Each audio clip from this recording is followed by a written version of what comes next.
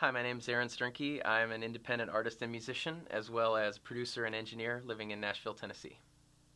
I started playing music very early on. At age 7, I started piano lessons and came from sort of a musical family. Our parents put us all into piano lessons and when we were real young. Um, and we sort of it developed from there. I liked it for a while, and then hated it, and then liked it, and eventually sort of started playing drums. Actually, about 6th grade or so. So I guess I was about 12. Started playing drums, and then got into some bands. And in high school, my first band was called Midnight Dawn, and that was with my older brother Ben, and it was just a total butt rock band, and we played covers and it was great. It was fun, and we that developed into sort of our own thing. We did this punk band in high school, and so I played a lot with my brother, and learned a lot just about music and playing live and all that kind of stuff. And we recorded our own stuff, and it was the crappiest sounding stuff, but it was great. It was fun. And after that, after high school, I stuck around my hometown, which was Fairmont, Minnesota, for a year or so, and then went out to Montana to this missionary base called Youth with a Mission, and I traveled the world sort of from there doing missions work and stuff with Youth with a Mission, and they actually had a recording studio at their facility there in Montana, and I sort of started writing some songs there and got together with some friends, and we went in, and we didn't really know what we were doing, but it was definitely a step up from the high school band sort of quality. It was a real studio with like real mics and somewhat real gear, and we recorded a few albums there. Our band name was Rend the Heavens back then, and that's actually the band that I'm still in now. But I started to get a little more involved in the recording process because I really liked producing, and I really liked the whole, just from start to finish, figuring out what sounded good in a song, and what instrumentation you should add, and how you should cut it up, and everything. And I got really interested in that and started doing a few records, producing and engineering for other people there that were at the facility. I did this Spanish record for this guy, and Spanish language record for this guy, and I did this sort of folky thing, and it was fun, and I really enjoyed it, and I started to concentrate a little bit more on that as sort of what I really wanted to do, and so I decided to go to Full Sail Audio School in Orlando, and it's a sort of an intensive 12-month audio school where you get kind of all the basics, and you can get really in depth if you want to. If you want to put yourself into it, you can get pretty in depth, and you definitely learn Pro Tools there. You learn large format consoles. I learned all about the SSL and everything, and so I was there for a year. My wife Jillian and I moved there and did the school for a year. And after the school, we were trying to figure out where we wanted to move. We considered Portland actually for a while, but decided on Nashville. And actually, my brother-in-law Brad is in a Christian band called The Afters, and their album had sort of just come out, and they were signed to a major label and everything. And their producer Brown Bannister was a guy who had he had produced. He's probably one of the bigger names in Christian production, I guess. He did most of Amy Grant's records, a lot of stuff with Stephen Curtis Chapman, and he did Michael W. Smith, and a lot of real mainstream Christian artists. And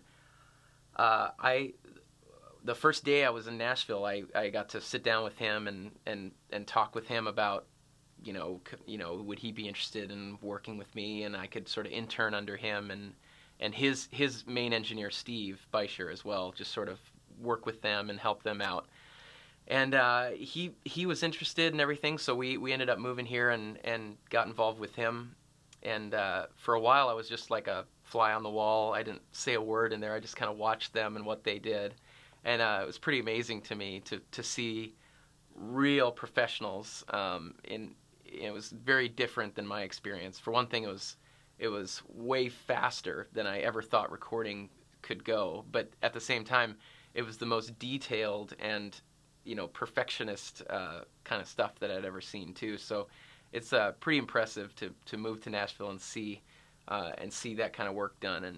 And so I started getting involved with that, and started out doing just some some tuning, vocal tuning, and drum editing and that kind of stuff for Brown. And I still do that stuff. And but also recently I've done even some engineering for him, and even some tracking on some of his projects and stuff, and recently started the band back up, started Rend the Heavens back up. After being in the studio for a while, I sort of realized that I do enjoy it. I like producing records, I like engineering and stuff, but I every artist that came in, I was just like, you know what, I want to be them. I don't want to be the guy behind the computer. I want to be the guy playing the music, being recorded. And so anyway, I now I do sort of a mix of that. We're doing the band and trying to go for it in an independent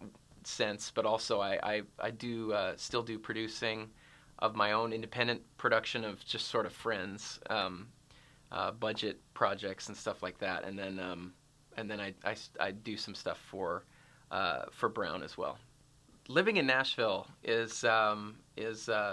can be it's sort of two-sided. It can be really great for some things and really not great for other things. And I think if you want to be a producer, an engineer, or work in the sort of technical side of the recording industry, of the music industry, or if you want to do the business side, if you want to work at a label or whatever, I would say that Nashville is a great place to move and live, especially if you are in the Christian industry or in the country industry. There's all kinds of music here, but really it's dominated by country music and Christian, mainstream Christian music. And I just say that because there's so much work being done here. The industry, as probably some of you have heard from other people, is kind of a little bit heading downhill. There's less money than there was, even 5 years ago and 10 years ago, definitely. So it can be a tough thing to keep steady work. But I would say if I wasn't living in Nashville, I don't know how I would get work. In one sense, if you're a producer and you're living in, who knows where, Tulsa, Oklahoma, or somewhere, and you may be the only guy around, and you could develop a little market for yourself. Notwithstanding something like that, you're going to be better off in a place where there's a lot of music being done. There's a lot of artists who always are coming here to make records. There's a lot of producers and engineers already living here. There's a lot of studios that have been doing it a long time. And I would say this is, for that side, it's been great to live here, and to learn from these guys, to trade secrets with them, to learn from each other, to borrow gear from people, all of that stuff is really great. It's just a community of people who are all sort of doing the same thing, living here in Nashville. On the other side, the artist side, if you're a signed artist, to a major label, and you're a Christian artist or a country artist, maybe it makes sense to live here because you can, work with your label. You don't have to travel as much away from home because you can do all your work right here. You can do your recording and everything. But I would say for an independent band such as ourselves. This is not. I wouldn't say this is the best place to live, because you as an independent band, you have to develop that sort of local following, that local excitement around your band, and then it sort of, it springboards from there. But you have to have that local group that are like your hardcore fans that love you, and you have to have that one club or church or wherever that you always come back and play at, and you have that dedicated group, and it spreads from there. And in Nashville, it's just really tough. Not saying you can't do it, but it's just really tough to develop that fan base because there just isn't that. There isn't like that cool live music scene here in Nashville. It doesn't really exist like that. There's a lot of industry stuff. There's a lot of studios and cool stuff like that. But if you're an independent band trying to make it, I would say, live in, stay in your hometown, or move to a city where there's a happening music scene and people are excited about your music. And actually, we're considering doing that as a band. But that's another story. But I would say, yeah. So if you're doing production engineering, move to Nashville. If you're an independent artist, sort of trying to make your way, I would say it's not the best place. You've probably heard this from other people as well, but it is all about who you know in Nashville. You could have, and also I would say it's your attitude that will get you work or not get you work in Nashville. I think there's enough guys here that have been doing it long enough that they know if you come in and you sort of you think that you know it all, and you think you're going to be a blessing to these people or whatever. They can smell that, they can see that a mile away, and they're not gonna be interested in you. But if you come in with an attitude like, I want to learn, I want to help out, I'm willing to work for free for a while, I feel like most people are reasonable guys here, and they're honestly, this is just sort of the honest truth, they're looking for any way to cut corners on their record. So if they can hire some guy to do some editing for them for super cheap or free, then they'll do it, provided the guy knows what he's doing and has a good attitude about it. And my personal experience with that was with Brown Bannister, who I started working for.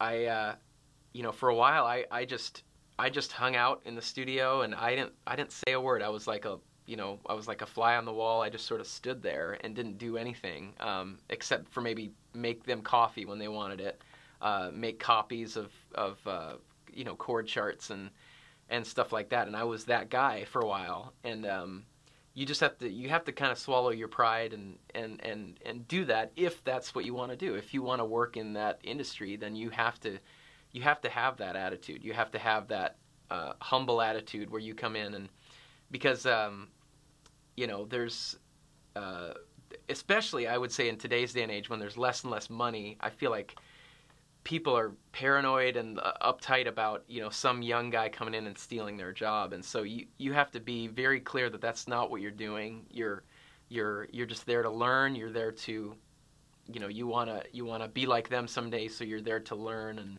and just help them out, and just be appreciative and be thankful for the opportunity. Even if it doesn't develop into anything paying, I would still just be thankful for it. And I am thankful for that time. I definitely learned a ton just sitting there watching Steve, Brown's engineer, and as well as Brown, just sort of do what they do, and watching them interact with artists and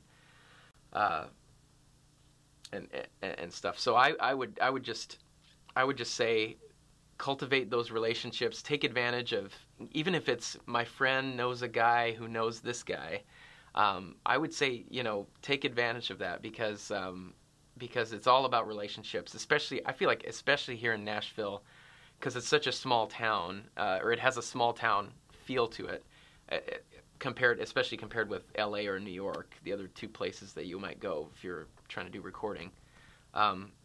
So I would just have that humble attitude and just go in willing to learn. I have found that musicianship definitely in a producer role definitely helps you. I can't. I guess I've been a musician all my life, so it's hard for me to separate the two. But to me, a producer is a very musical job. Now, probably not all producers are great musicians, and you can get it done.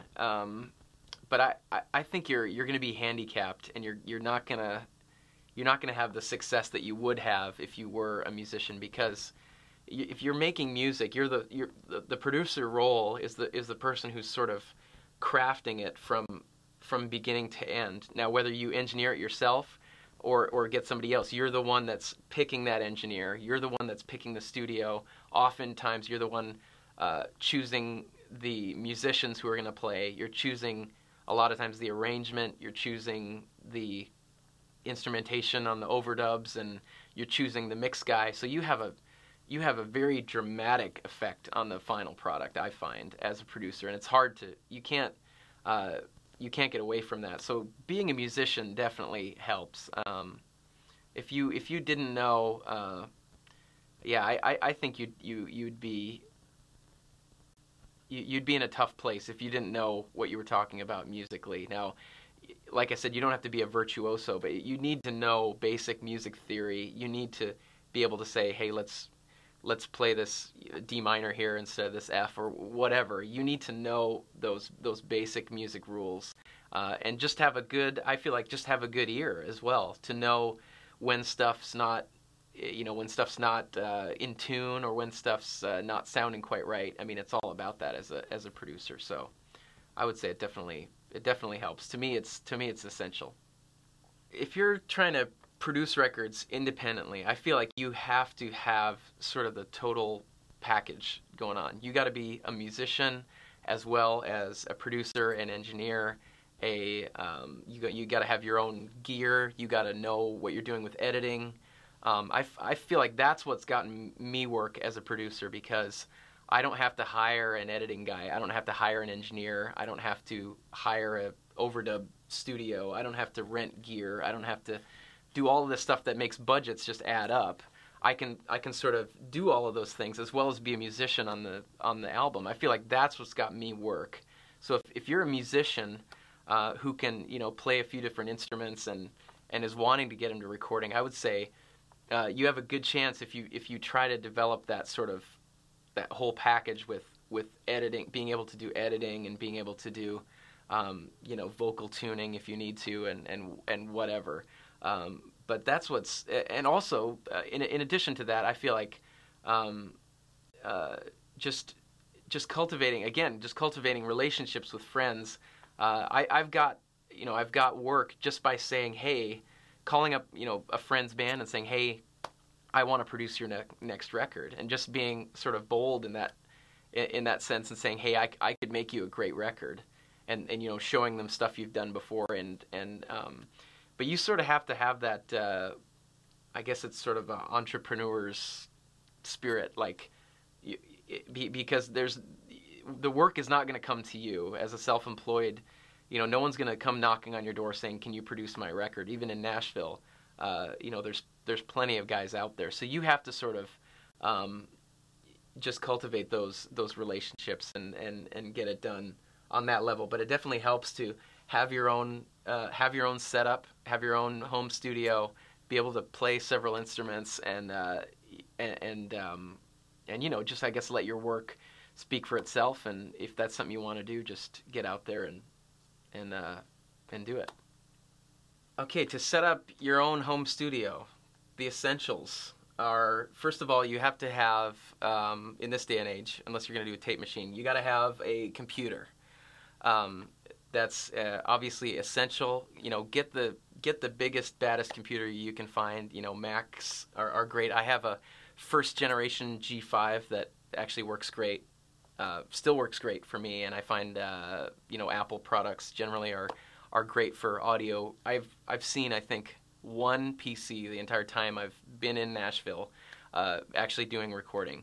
Not to say you can't do it with a PC, but I find that Macs are great, and they work with several programs, and so you have to have a computer. That's number one. Number two is you have to have an interface, and you have to have some software. Now I have this just 002 Digi 002 rack, which is by a company called DigiDesign, who they're the makers of Pro Tools.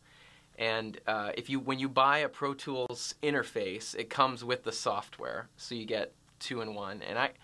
And I find that there's a lot of programs out there, but I would just say this to anyone watching: just get Pro Tools, because whatever you have to say about whether it's a better program or worse than others, everybody uses it, and you're going to have compatibility across.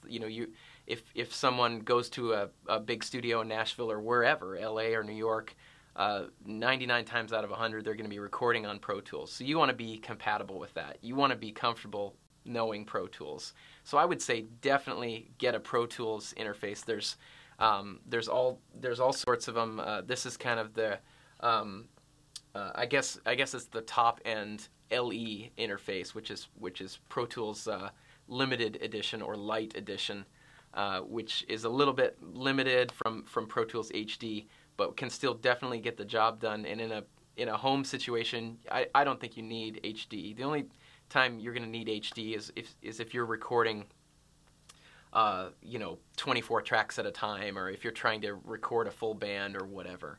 But LE has gotten the job done for me. So that's the second thing you'd need is an interface. You need a computer. You need an interface with software. You also need studio monitors. Now, just there's again with these, there's all sorts of different brands, and you can buy a set of monitors for $100 if you want to get cheap monitors. I have these events. They're about $1,000 a pair, or about $1,200 a pair, and this is the ASP8 model. They're active. They have the amplifiers built in and everything, and they work great, really great for me. Maybe even before studio monitors, you need a good microphone. Now there's one behind me. The one I use is a Sounddeluxe U195, and it's just a cardioid condenser. Cardioid means it just picks up in the front. It's just one direction, and it's a condenser mic, and it's about $1,000, and it sounds great on pretty much whatever. I've used it for anything you can imagine: vocals, guitars, acoustic guitars, as well as guitar amps. I've used it on drum overheads sometimes. I've used it on shakers and tambourines and everything. But you need a good microphone. Now, with a good computer, microphone, interface with software, and studio monitors, you can be recording at in today's day and age, you can be recording at a near professional level, which is pretty amazing because it's pretty affordable to get these things for an investment of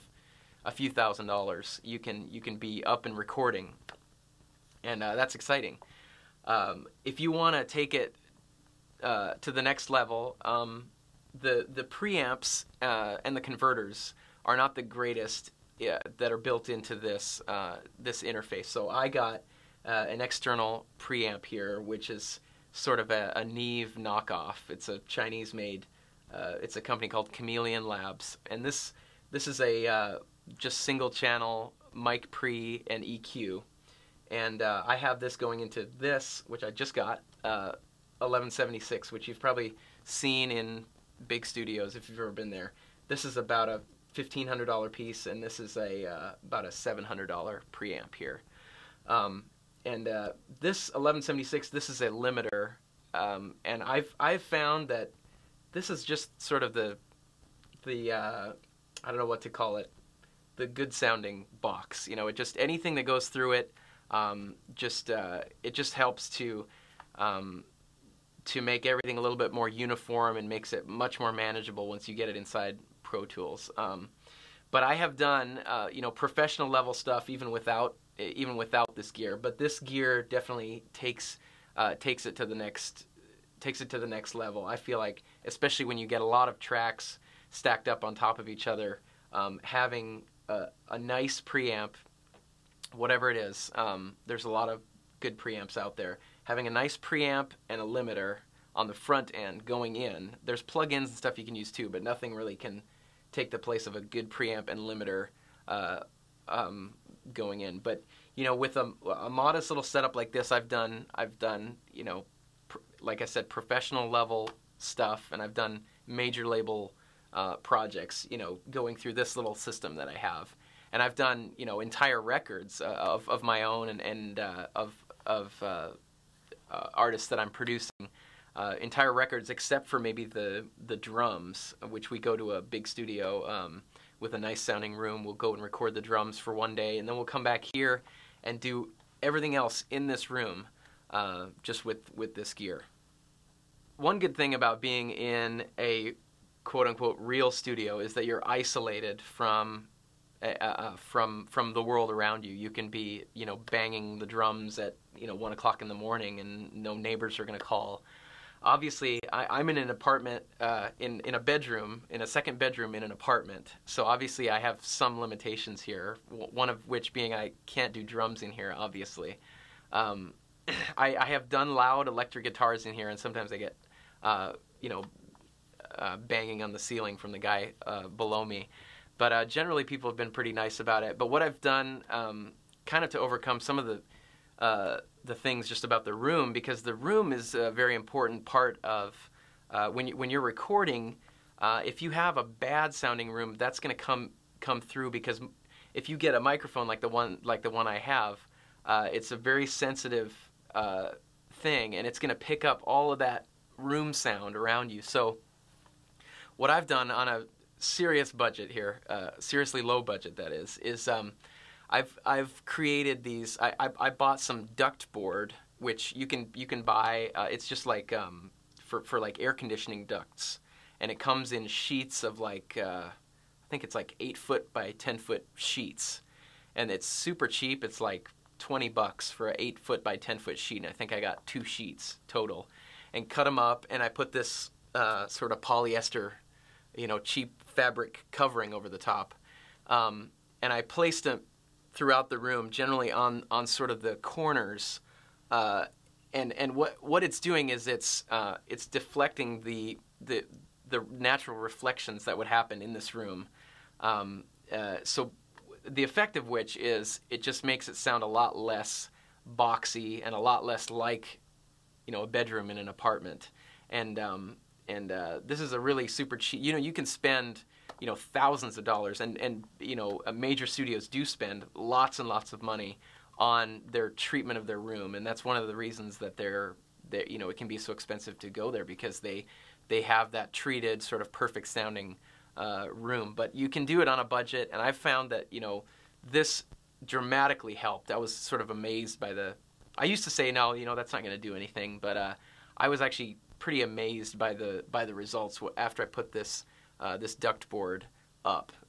What it did for the room, it just cut down on that lame boxy sound that probably you guys know about. If you're trying to record something in your bedroom, you're going to get that weird sort of boxy sound. So that's definitely helped. Obviously, there's certain things you can't overcome.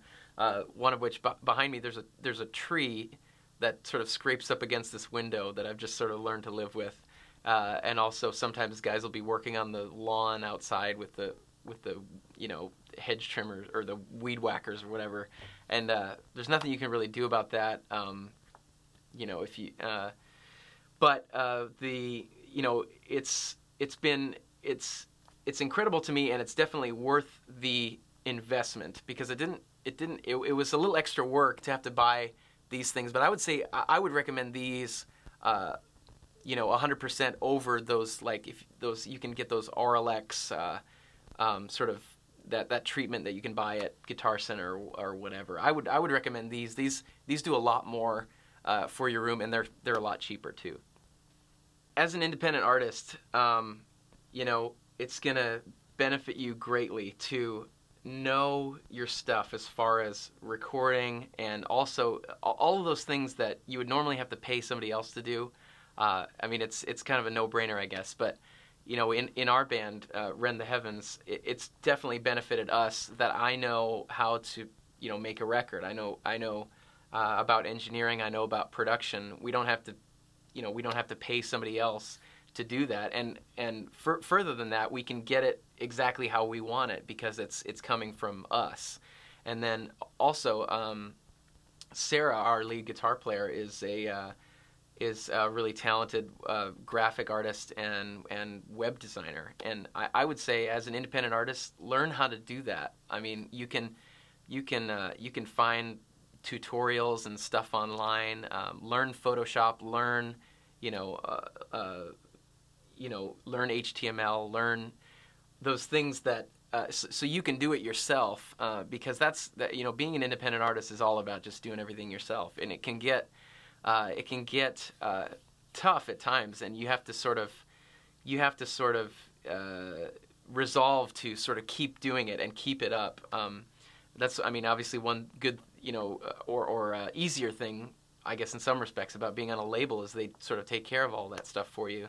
But in another sense, I enjoy being independent. Because we can choose what we want to do, when we want to do it, and where we want to do it. The flip side of that is we have to do it all. We have to book all our own shows. We have to make our own website. We have to make our own albums. We have to come up with the financing for that. But in today's day and age, with a affordable little home studio setup, you can make it happen on your terms and on your level. And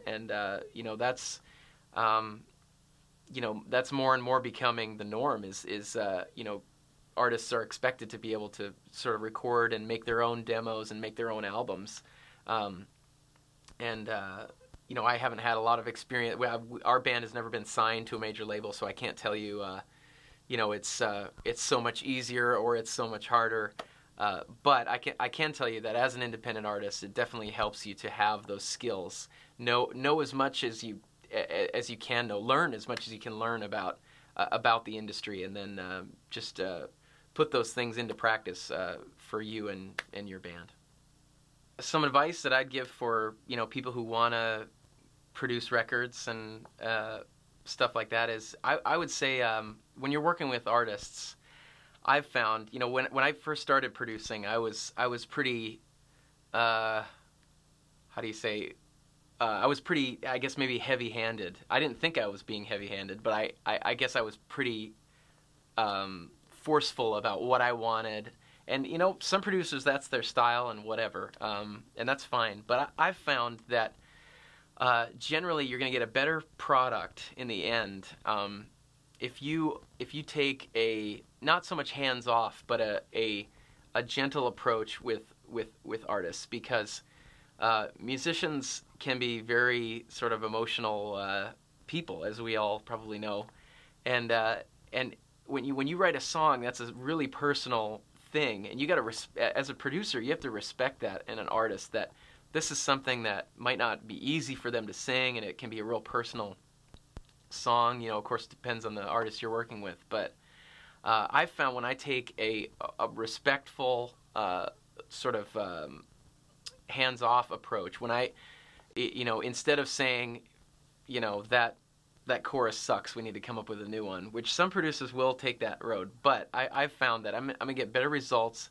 and I'm gonna have a better relationship with the person in the long term. And I feel like it's just a better, I don't know, it's an easier and more fun way to do producing. If you, like, let's say if you hate this chorus or whatever, a better way to approach it is, hey, let's talk about this chorus. Is there anything, could we go anywhere else on this chorus? Just to word it in a certain way. And I found that the your words as a producer can be really powerful and can sort of ruin or make a great session happen.